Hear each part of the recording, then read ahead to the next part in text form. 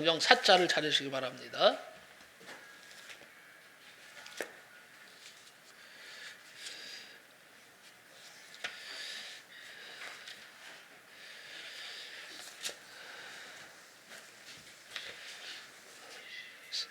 사사기 16장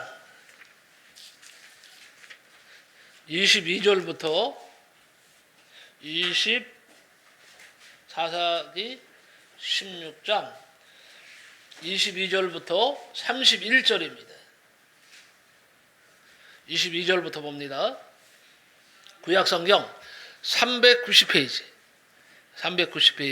사사기 16장 22절부터 31절입니다. 교독합니다. 제가 먼저 읽겠습니다. 그의 머리털이 밀린 후에 다시 자라기 시작하니라.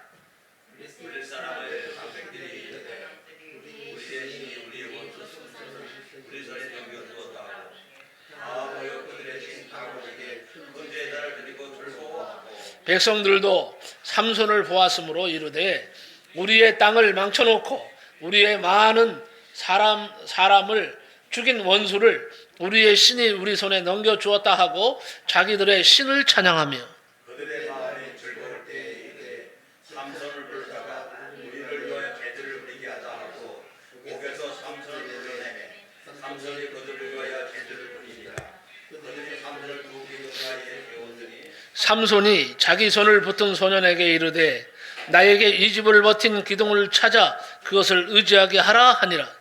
그 집에는 남녀가 가득하니 블레셋 모든 방백들도 거기에 있고 지국에 있는 남녀도 30년가량이나 다 삼손이 제주 부리는 것을 보았더라.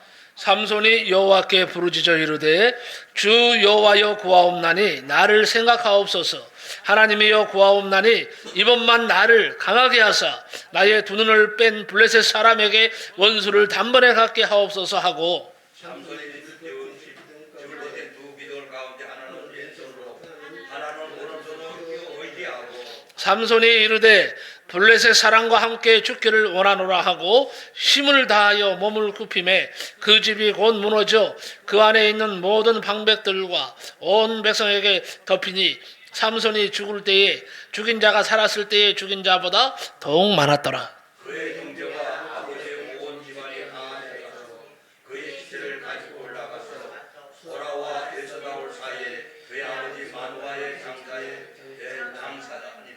삼손이 이스라엘의 사사로 20년 동안 지냈더라. 아멘.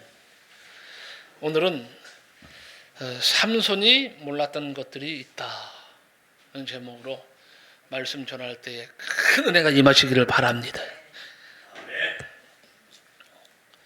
제가 요새 성경을 열심히 읽다가 사사기를 읽게 됐는데 이 부분에 대해서 많은 은혜를 받았어요.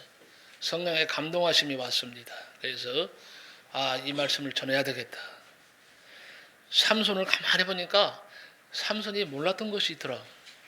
깨닫지 못해서 결국 범죄했고 결국 그야말로 망하는 그런 일이 있었다 하는 것을 알게 되었고 이 사실을 우리 성도들이 안다면 자신을 돌아볼 수 있고 다시 한번 힘을 내어서 하나님 앞에 영광 돌릴 수 있는 우리 성도들이 될 수 있겠다 그런 생각이 들어서 오늘 말씀을 텍스트로 정했습니다.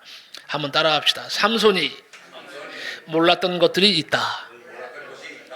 뭘 몰랐는지 한번 우리가 봐봅시다.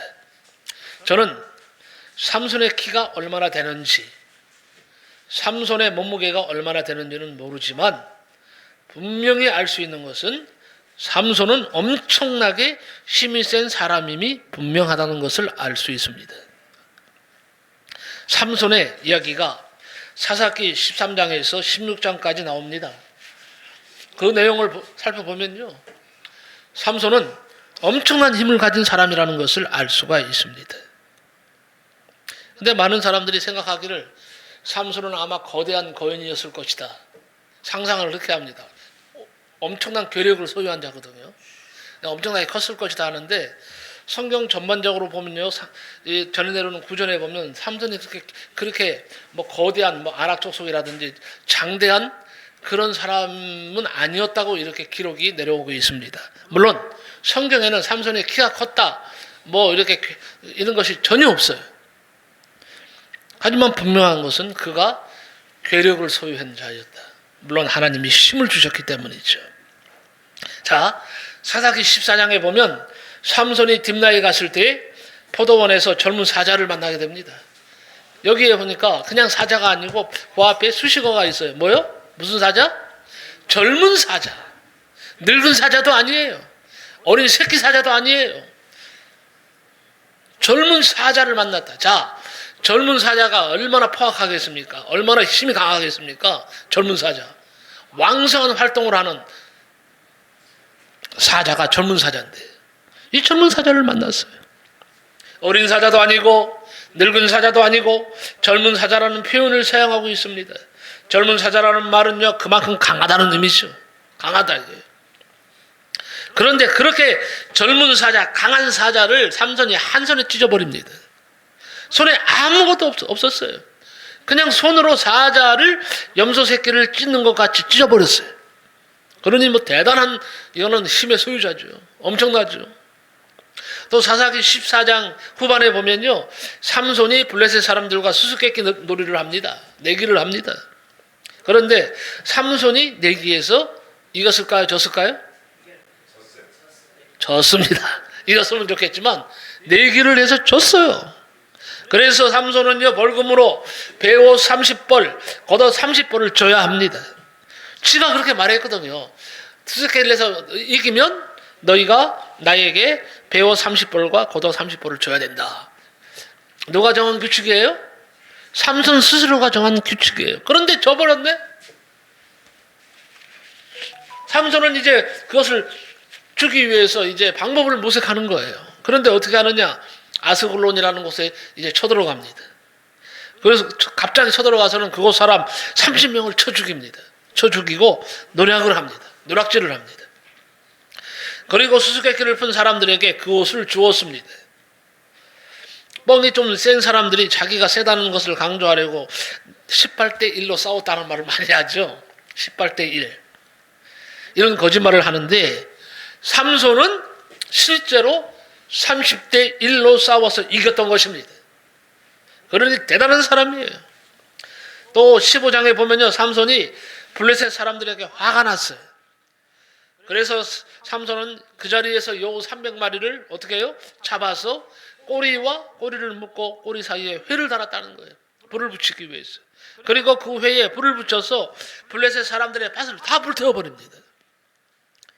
자, 한번 봅시다. 성경에는 그냥 여우 300마리를 잡아서 꼬리와 꼬리를 묶고 꼬리 사이에 회를 달았다고 되어 있는데, 자 봅시다.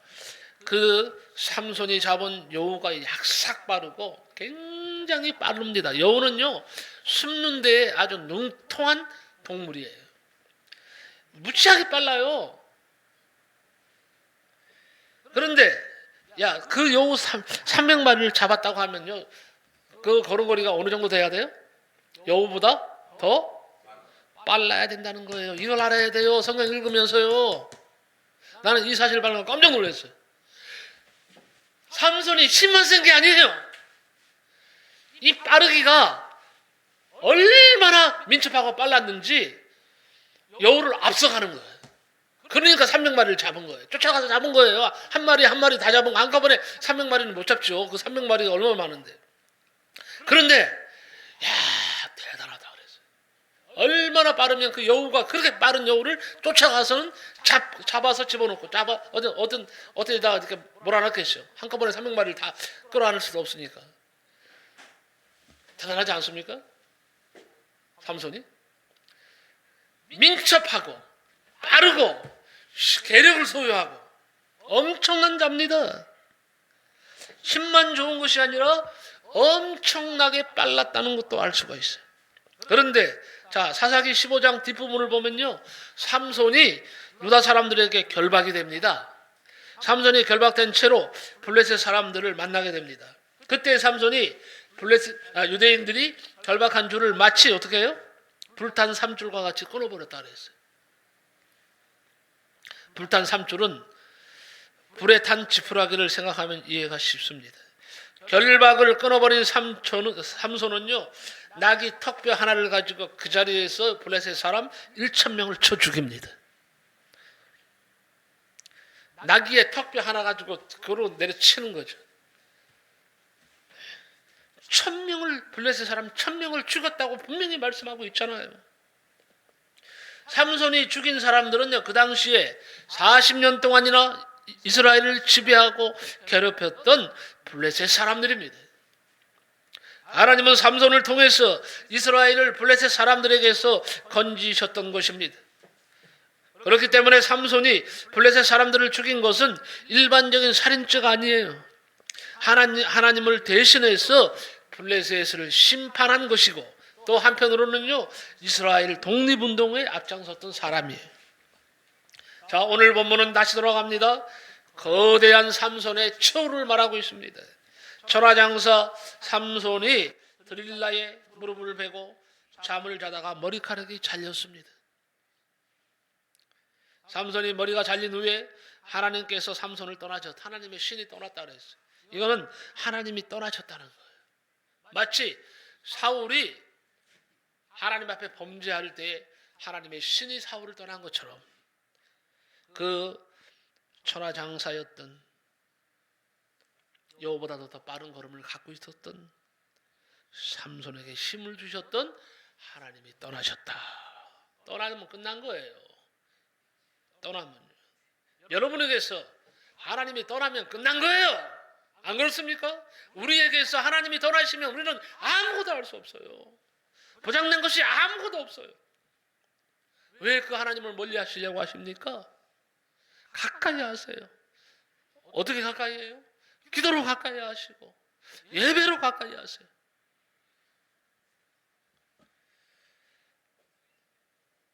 어느덧 삼손은 하나님의 신이 떠나니까 갑자기 힘을 잃게 됩니다.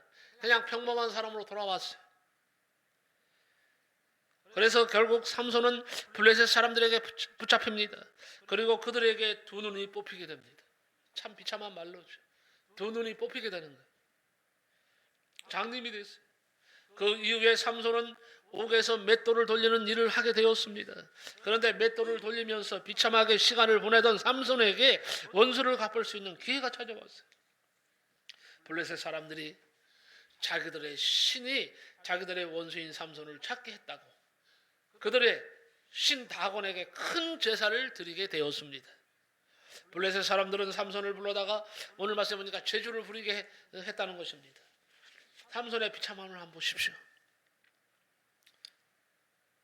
삼손이 블레셋 사람들 앞에서 제주를 부리고 난 후에 삼손이 자기 손을 붙든 소년에게 간절히 부탁을 합니다. 나에게 이 집을 버틴 기둥을 찾아 그것을 의지하게 하라. 그것으로 나를 인도하라는 거예요. 그 소년이 삼손을 두 기둥 사이로 인도하였습니다. 삼손이 두 손으로 그 집을 버틴 두 기둥을 힘차게 밀었습니다. 그러자 그 집이 무너져서 그 안에 있던 모든 백성에게 덮이니 많은 사람들이 죽었습니다. 2층인가 2층 3층 지붕에 있던 사람만 몇 명이라고 그랬어요? 성경 나와있죠? 몇 명? 네? 3,000명. 거기 꼭대기에 있는 사람은 3,000명, 밑에는 더 넓어요. 더 많아요. 그러니까 거기에는 아마 엄청난 사람들이 운집해 있었던 것이 틀림없습니다. 근데 거기서 한 사람이라도 살아났다는 말이 없어요. 다 죽었어. 깔려서. 완벽한 뭐예요? 보복이죠. 복수죠. 하지만 중요한 것은 그도 거기에 뭐예요? 깔려서 죽었다는 거예요. 안타깝죠. 하나님이 그렇게 사랑하셨는데, 그런 능력을 주셨는데, 특별하게 삼아 주셨는데, 삼손의 능력도 특별합니다. 앞에서 살폈던 것처럼요, 삼손은 누구도 당할 수 없는 강력함을 가진 사람이었어요. 그 힘은 하나님이 주신 특별한 은혜였습니다. 삼손은 특별한 은혜가 있었던 사람이에요. 출생이 특별했고 능력이 특별했고 성경에서 차지하는 비중이 특별하고 그리고 직분과 사명이 특별했어요.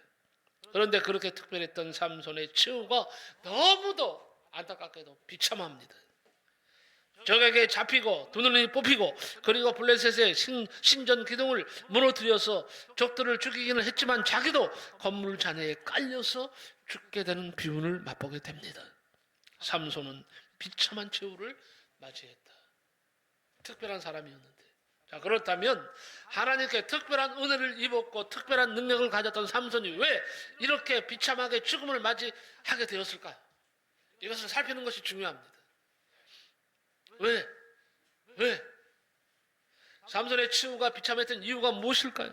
그 이유는 삼손은 하나님을 섬기는 사람들이라면 마땅히 알아야 할 것을 몰랐기 때문입니다.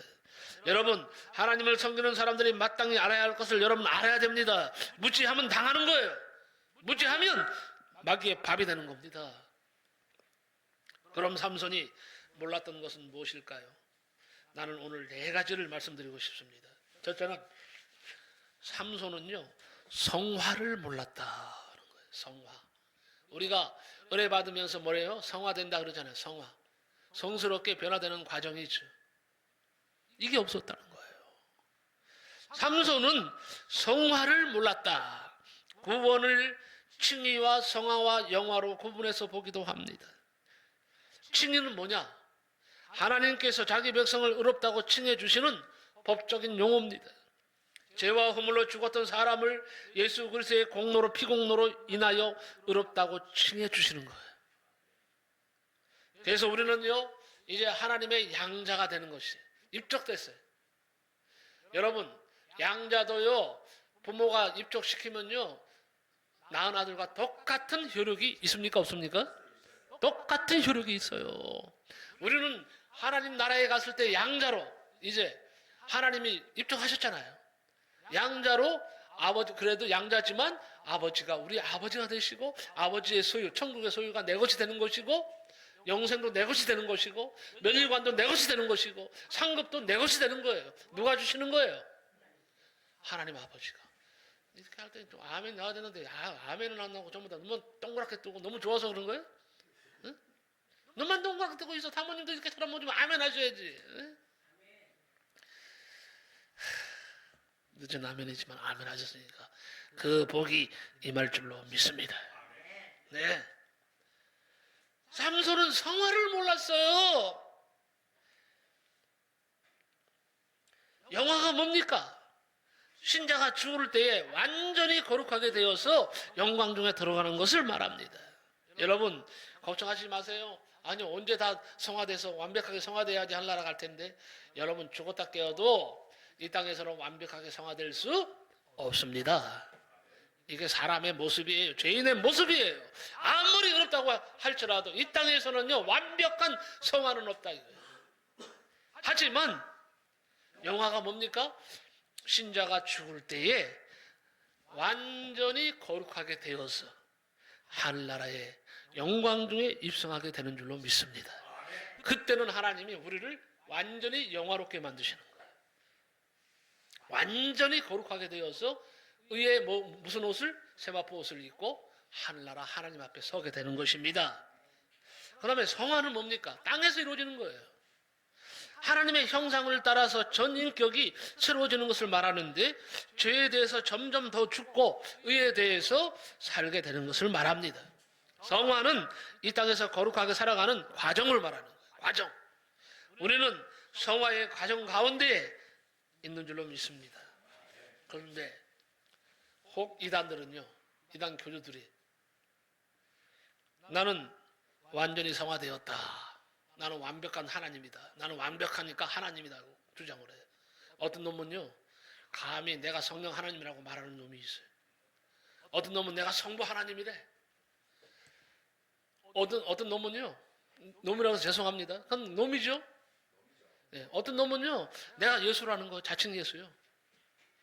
예수의 피가 내 안에서 새롭게 나를 만들었다는 거예요. 어떤 우리나라 초대교회 때요, 교주는요, 자기 목을 베고, 자기 목을 보고 자기가 뭐예요? 예수가 자기 목 가운데로 딱 붙었다는 거예요.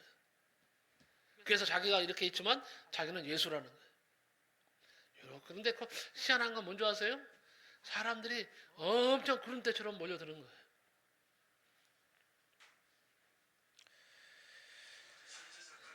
칭의는 과거 구원이라면 영화는 미래 구원이고 성화는 뭐예요? 현재 구원이라고 표현합니다. 그래서 인중에 칭의를 중요하게 생각하고 죽은 후에 영화를 중요하게 생각하지만 이 세상에서 살아가면서 거룩함을 추구해야 할 성화에는 관심이 없는 사람들이 있습니다. 오늘 이 말씀을 들으시는 여러분 가운데 혹시 성화를 우습게 여기는 사람이 있습니까? 나는 안 그래요. 말할지 모르지만 제가 보기에는요. 성화를 무시하는 사람들이 너무 많아. 성화를 그냥 건너뛰려고 그러는 거예요. 성화의 단계는 필요 없다는 거예요. 무슨 말씀을 하세요? 성화가 없다면 나중에 하나님한테 상급이 있을까 없을까요? 상급도 없어요. 그런데 삼손은요, 성화를 무시하는 삶을 살았다는 겁니다. 삼손은 삶의 경건이나 거룩함에는 관심이 없었어요. 이런 우화가 있죠. 아마기가 장거리 여행을 떠나려다가 우연히 제비를 만났답니다. 둘이 함께 나무 위에 앉아 휴식을 취했어요. 제비가 물었습니다. 너는 어디로 가는 중이니? 까마귀는 분한 듯이 씩씩거리면서 말을 했습니다. 이곳 사람들이 내 울음소리가 듣기 싫다면 나를 미워해. 돌을 던지고 욕하지. 난 이곳을 떠나고 싶지 않지만 다른 먼 곳으로 가려고 해. 다른 마을로 가면 지금보다야 낫겠지. 그러자 제비는 상냥한 말투로 충고를 합니다. 내가 울음소리를 바꾸지 않으면 어느 곳에 가더라도 똑같을 거야. 저는 제비가 말한 내가 울음소리를 바꾸지 않으면 어느 곳에 가더라도 똑같을 거야 라는 말이 우리 그리스도인들에게 변화를 촉구하는 하나님의 음성처럼 들립니다. 여러분 무슨 음성으로 들리십니까? 내가 울음소리를 바꾸지 않으면 어느 곳에 가더라도 똑같을 거야. 늘 새롭게 성화되어가는 저와 여러분이 되시기를 축복합니다. 두 번째는요, 삼손은 기도를 몰랐어요. 하나님의 신이 충만한 사람이었던 것이 분명한데 삼손이 기도를 몰랐다는 거예요. 무슨 말일까요? 자, 본문을 보면 삼손이 마지막 기도를 드립니다. 28절에 보니까 삼손이 여호와께 부르짖었습니다. 주 여호와여 구하옵나니 나를 생각하옵소서. 하나님이여 구하옵나니 이번만 나를 강하게 하사 나의 돈을 뺀 블레셋 사람들에게 원수를 단번에 갖게 하옵소서 그랬어요. 하나님께서는 그 기도를 들으시고 삼손에게 힘을 주셔서 블레셋 사람들의 신전 기둥을 밀게 하셨고 신전이 무너지게 하셨어요. 삼손은요, 일생 딱 2번 기도했습니다. 하나님이 사사로 만들어 주셨어요. 하나님이 괴력을 발휘하도록 만들어 주셨어요. 여우보다 더 빠른 걸음을 걸을 수 있도록 만들어 주셨어요. 특별한 은혜를 받은 사람인데 정작 삼손은요, 일생 동안 딱 2번만 기도했어요. 얼마나 안타까워요. 2번 다 평상시 기도가 아니에요. 아주 고난할 때의 기도였습니다. 한 번은 본문에서 기도했고 한 번은요, 사사기 15장에 나옵니다.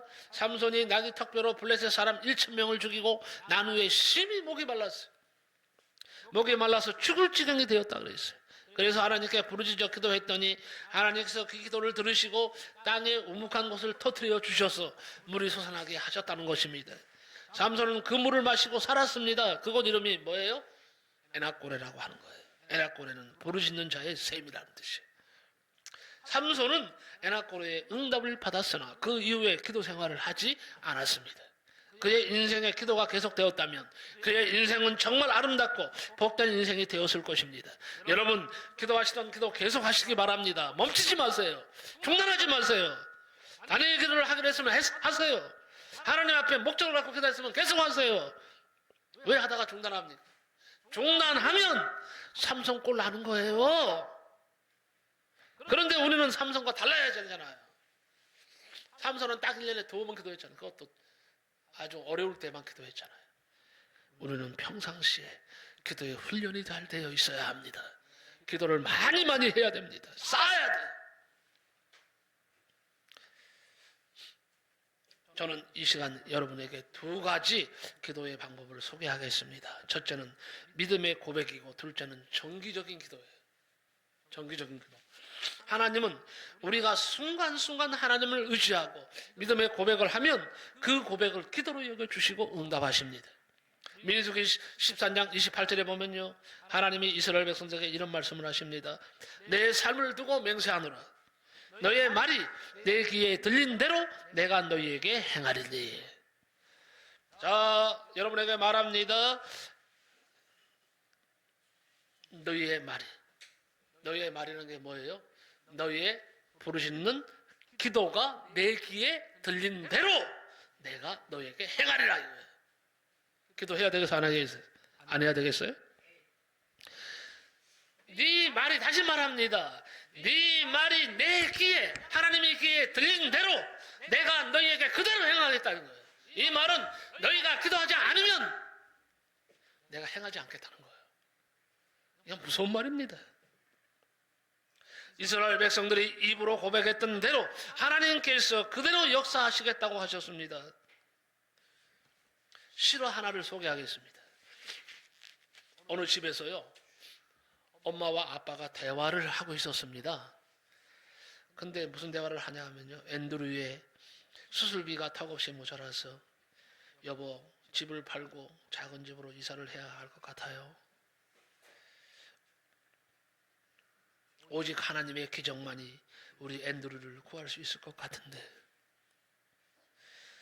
어찌하면 좋을까요? 부모님들의 이야기를 자는 척하면서 들은 어린 소녀는 그렇게 예뻐하던 남동생을 살려주시는 방법은 하나님의 기적뿐이라는 말을 듣고 자기 방으로 들어갔습니다. 그리고 골방에 숨겨놓았던 동전 저금통을 열어서 동전을 세웠습니다. 그리고 저금통을 옷 깊숙이 감추고 약국으로 갔습니다. 약국에 들어섰을 때 약사는 다른 손님과 한창 얘기를 하느라고 이 아이는 거들떠 보지도 않았습니다. 6세에서 7세 되어 보이는 소녀는요, 동전을 하나 꺼내서 진열당을 톡톡 두드렸습니다. 약사가 말했습니다. 무엇을 도와줄까 꼬마 아가씨? 네, 선생님, 제 동생이 너무너무 아파요. 저는 하나님의 기적을 사러 왔어요. 그런데 하나님의 기적은 얼마인가요? 아저씨, 내가 그동안 모아놓은 동전을 전부 가지고 왔어요. 동전이 모자라면 엄마한테 달려가서 돈을 더 가지고 올 테니 기적을 꺼내주세요. 하나님의 기적은 얼마나 하나요? 돈이 모자라서 그러나요? 저는 여기서는 하나님의 기적을 팔지 않는단다. 안 됐지만 내가 너를 도와줄 수가 없구나. 그때 약사하고 이야기를 나누던 신사가 소녀에게 다가와서 물었습니다. 얘야, 동생이 어떤 기적을 필요로 하는지 알고 있니? 그건 저도 몰라요. 동생은 머리 수술을 해야 한다고 엄마 아빠가 그랬어요. 뭐가 머리 안에서 자꾸 자라고 있대요. 그런데 아빠는 수술비가 없다고 그랬어요. 그리고 하나님의 기적이 있어야 한다고 그랬어요.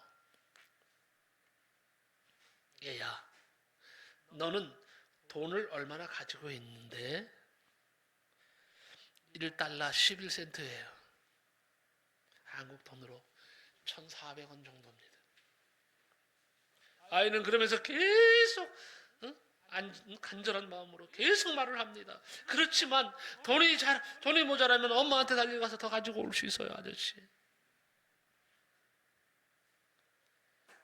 그 신사가 대답했습니다. 그거 참 잘 됐구나. 그 돈이면 내가 필요로 하는 하나님의 기적의 값이랑 딱 맞는구나.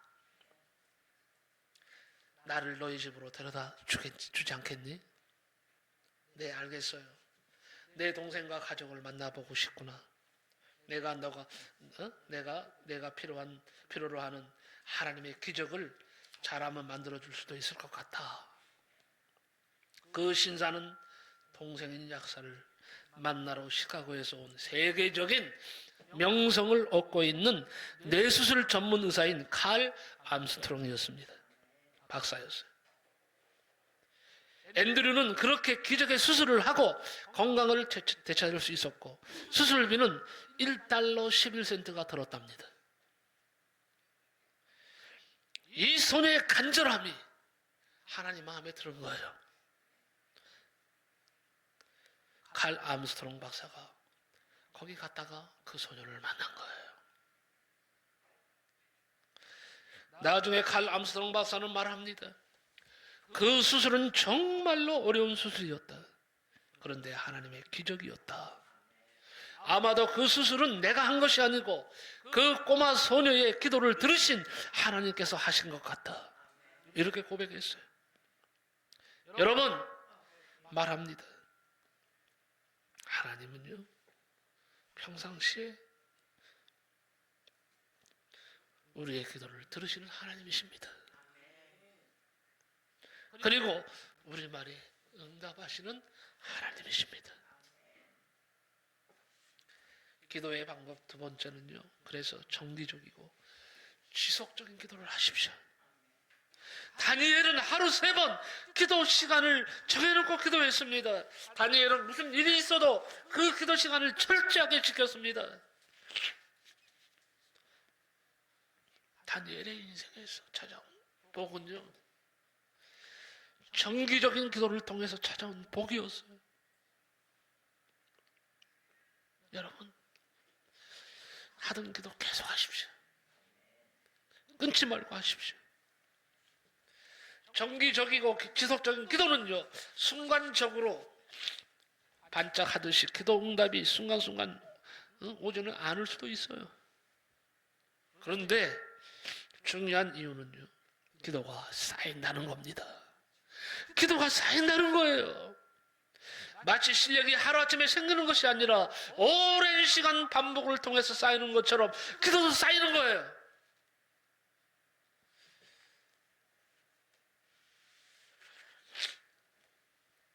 내가 얼마 전부터 기도하는데요, 하나님이 무슨 말씀을 하시냐 하면, 사랑하는 아들아, 내 백성들이, 너에게 속한 내 백성들이 지금 다 앓고 있다. 병들어 있다. 신음하고 있다. 고통 속에 있다. 하나님 어떻게 하시면 좋겠어요? 물론 네가 열심히 간절히 부르짖고 기도하는 건 내가 안다. 네 옆에 좋은 동역자가 있지 않니? 무슨 말입니까, 하나님? 너의 아내 김난영 사모가 있지 않느냐? 그래서 무슨 말인지 내가 어리둥절했어요. 알고 봤더니 그들을 상담을 해서 치유하라. 한 사람 한 사람을 치료하라는 거예요. 상담을 하라는 거예요. 그래서 무슨 생각이 버뜩 드냐 하면요, 30일 날 수술하면 한두 달 정도 아무것도 못 하는데요. 말도 못 하는데요, 하나님. 나도 안다. 이번 수술은 잘 될 것이다. 내가 이미 예정하고 있다는 거예요. 하지만 수술을 한 후에 잘 회복될 것이다. 회복된 후에 제일 먼저 해야 할 일이 바로 그것이다. 나는 정확하게 하나님의 음성을 들었어요. 마음에. 하나님이 치료하신다는 거. 그래서 감사합니다, 하나님. 이번에 여러분 사모님한테, 사모님 낳고 나서 목소리 돌아오면요, 다 사모님한테 상담 받으세요. 크게 역사하신답니다. 치유의 역사가 먼저 우리 성도들한테 일어난답니다. 우리 성도들한테 치유의 역사가 일어나면요, 성도들이 나가서요 큰 일을 한다는 거예요. 지금 다 병들어 있어서 못 한다는 거예요. 근데 갑자기 이렇게 기도하니까 이것도 오는 하나님이 주시는 음성 같아요. 기도하니까. 저 여러분 기도하는 거 아시죠? 저는요 시간마다 기도해요. 하나님 앞에 어떻게든지 기도의 약속을 지키려고 애를 써요. 우리의 기도는 기도 통장에 쌓이고 있습니다. 우리가 은행 통장에 돈을 넣으면 돈이 쌓이는 것처럼, 그리고 필요할 때 그 돈을 꺼내서 사용하는 것처럼 우리가 기도하면 기도 통장에 쌓이고 정말 응답이 필요할 때 그것을 꺼내 쓰는 것입니다. 기도하시기 바랍니다. 세 번째는요, 삼손은 보는 것이 있었어요. 뭐냐 하면요, 연합을 몰랐어. 삼손은요 연합을 몰랐다는 거예요. 연합. 여러분, 연합한다는 게 얼마나 큰 힘입니까? 합력하여 선을 이루느니라 그랬잖아. 근데 삼손은 연합을 몰랐어요. 삼손은 언제나 혼자였다는 것이 약점이었어요. 자, 보십시오. 삼손은 사자를 죽일 때도 혼자였습니다. 블레셋 사람들을 죽일 때도 혼자였습니다. 삼손은 유혹을 받을 때도 혼자였습니다. 만약 그때 삼손의 사람들이 삼손과 함께 있었다면 삼손은 머리카락이 잘렸더라도 블레셋 사람들에게 잡히지 않았을 것입니다.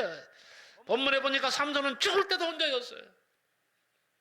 이게 삼손의 약점이었어요. 연합이 없었어요. 그의 곁에는 사람이 없었다. 이것이 바로 삼손의 불행입니다.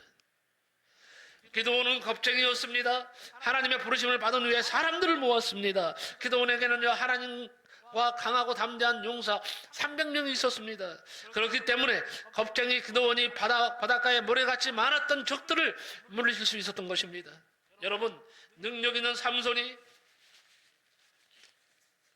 적들은 겨우 몇천 명 죽인 것에 비하면 말이에요, 겁쟁이 기드온이 이룬 역사는 어마어마합니다. 이것이 연합의 힘이요. 다시 한번 주의 종을 필두로 해서, 주의 종을 중심으로 해서 연합합시다. 연합하는데 주력하시기 바랍니다. 주의 종과 하나가 되십시오. 먹는 것도 같이 주의 종과 먹고, 배고파도 같이 배고프고, 많아지면 같이 나누고, 사랑을 나누고. 연합을 위해서 필요한 것은요, 겸손과 타인에 대한 인정이에요. 삼손은 굉장히 사실 보면요, 교만한 사람이었어요. 여러분, 교만이 결국 삼손을 패망의 길로 가게 했다. 딱 단언합니다. 교만이 무서운 거예요. 자기의 능력이 탁월하니 다른 사람의 능력을 우습게 봤던 것입니다. 자기의 능력이 탁월하니까 다른 사람의 도움이 필요 없다고 생각을 한 것입니다. 그래서 삼손은 언제나 혼자였어요. 언제나 혼자였어요.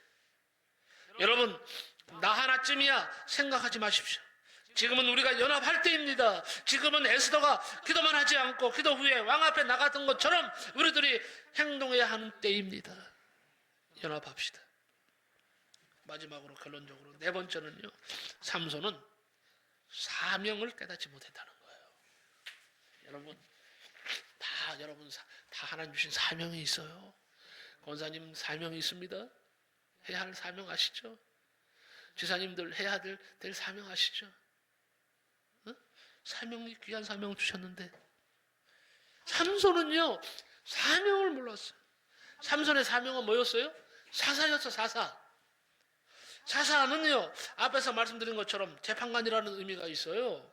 가장 중요한 일은요, 압제당하는 이스라엘을 구원하는 일이에요. 사사는 특별한 직분이요, 사명입니다. 선지자는요, 한 시대에 한 명이 있을 수도 있지만 대부분의 경우 여러 명이 있었어요. 제사장은 한 시대에 수많은 사람들이 있었습니다. 그런데 사사는 한 시대에 오직 한 명이요. 그래서 사사의 직분과 사명은 특별한 것입니다. 삼손의 일생을 공부해보면 삼손이 사사의 일을 하기는 했지만 자기의 의지와 상관없이 했습니다. 그는 자신이 하나님의 대리자로서 이스라엘 백성들을 블레셋 사람들로부터 구원해야 한다는 사명감이 없었어요. 그냥 여자를 쫓아가다가 우연찮게 블레셋 사람들을 쳐 죽였던 것입니다. 본문 28절을 봅시다. 삼손의 기도입니다. 그의 기도에 이스라엘을 구원하려는 사명감이 느껴집니까? 28절을 한번 다 같이 한번 읽어봅시다. 28절 오늘 말씀. 28절 다 찾으셨나요? 다 같이 큰 소리로 여러분만 읽습니다. 시작.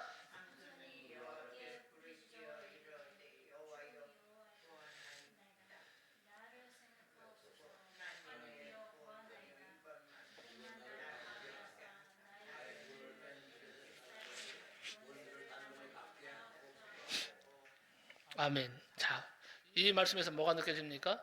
자신을 위한 기도였지, 이스라엘을 구원시켜 달라고 하는 기도가 요만큼도 1%도 안 들어가 있어요. 자기로 하여금 뭐예요? 자기의 원수를 갖게 해달라는 기도예요.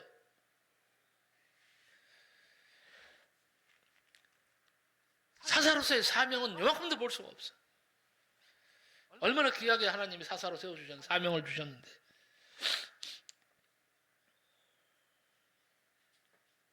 근데 다윗을 보세요. 결론적으로 말씀, 다윗은요, 다윗이 하나님 말씀에 들었던 이유가 무엇입니까? 그는요, 철저한 사명자였다는 거예요. 다윗은요. 자신의 사명을 분명히 알았어요. 사도행전 13장 22절에 보면 이런 하나님 말씀이 나옵니다. 내가 이새의 아들 다윗을 만나니 내 마음에 맞는 사람이라 내 뜻을 다 이루리라 그랬어요. 근데 사도행전 13장 36절에 보면요, 다윗은 당시에 하나님의 뜻을 따라 섬기다가 잠들었다 이렇게 되어 있어요. 다윗은 평생 하나님의 뜻을 따라서 하나님을 섬기다가 잠이 든 사람이 다윗이에요. 그래서 다윗은요, 지금 하늘나라에서 엄청난 상급을 받고 하나님 품 안에서 복락을 누리며 살 겁니다. 사랑하는 성도 여러분, 나를 향한 하나님의 뜻을 찾으시기 바랍니다. 나의 사명이 무엇인지 생각하시고 기도하시기 바랍니다. 그리고 사명을 찾아내고 그 사명에 목숨을 거는 것을 행복으로 느끼시고 살아가시기 바랍니다. 그런 인생이 정말로 성공적인 인생인 것입니다. 오늘 삼손을 통해서 삼손이 몰랐던 건 4가지를 말씀드렸어요. 그 4가지를 기억하시기 바랍니다. 삼손은 성화를 몰랐다. 두 번째, 삼손은 기도를 몰랐다. 삼손은 연합을 몰랐다. 삼손은 뭐예요? 뭘 몰랐을까요? 사명을 몰랐다는 거예요. 여러분, 절대로 삼손의 전철을 밟지 마시기 바랍니다. 삼손을 뛰어넘어서 아버지 하나님께 쓰임받고 하나님 앞에 영광 돌리는 삶을 살아서 하나님께서 함께 하시고 축복하시는 아름다운 삶, 멋진 삶으로 변화되시기를 예수님의 이름으로 간절히 축복합니다. 기도하겠습니다. 고마우신 하나님, 오늘 너무도 귀한 말씀을 주셔서 감사합니다. 삼손이 몰랐던 것들이 있었습니다. 그는 사사로 부름을 받았습니다. 괴력의 소유자였습니다. 그는 죄도 있는 사람이었습니다. 뿐만 아니라 정말 보통 사람이 가지지 못한 많은 것을 가진 사람이었습니다. 그런 그가 왜 그렇게 비참한 말로를 걸어가야 했을까요? 참으로 아버지, 이것을 생각하면서 우리는 어떤 일이 있어도 삼손처럼 그렇게 살아가다가 버림받는 일이 없이 하나님 앞에 날마다 가까이 가서 하나님 앞에 가서 하나님 앞에 부르짖고 기도하고 주신 사명 귀히 여기고 감당하고 살아갈 때 아버지 하나님 영광 받으시고 우리 사랑하는 성도들은 모두가 아버지 하나님께서 사용하시는 영광의 바늘에 다 서게 하여 주옵소서. 예수님의 이름으로 기도하옵나이다. 아멘. 435장 찬송하시면서 하나님 앞에